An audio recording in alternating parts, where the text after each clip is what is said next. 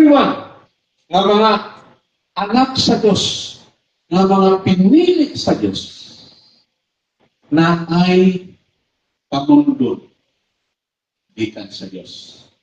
Because those who are in Christ, those who are children of God, are heirs of God and co-heirs with Christ.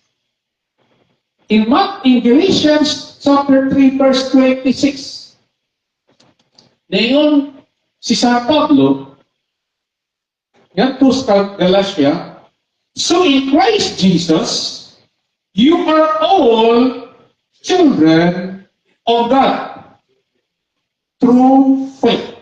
Now listen carefully. Ngayon siya, you are all children of God through faith, not good works. Pagtuo. Hello. Dili sa maayong dinuhatag. Kay kanang mga daotang mga tao, nga especially na sa Kongreso karon o nasa Senado,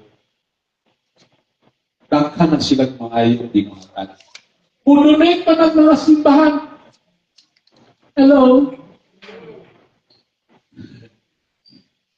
Pero walay pagtuo. Kay na ang tao man ay pagtuo sa Diyos, na ay kakadlok sa Diyos. Kung ang tao na ay kakadlok sa Diyos, dili siya bubuhat o mga daotang pinuhatan, including pangawat o korupsyon. Kay kanang korupsyon, it's called pangawat na. So, ayan ito, pangawat diha sa SM, mag-self-click ka. Ano sa mga kapriso, dili? Pero ang imong i-self-click siguro naara sa 1,000, 2,000. Hello? Pero ang atong mga opisyal sa gobyerno, billions. Makalusot kagad. Kaya ang nag-imbestiga, mga kurakot sa. Hello? Ayaw mo kasuko.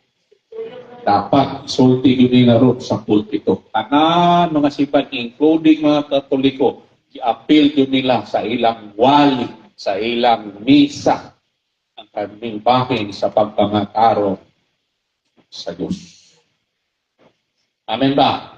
Para na ay consistency, bahan magod mo ni kursensya sa naso. Okay? In Christ Jesus, you are children of God through faith. Ang ato mamong kaluwas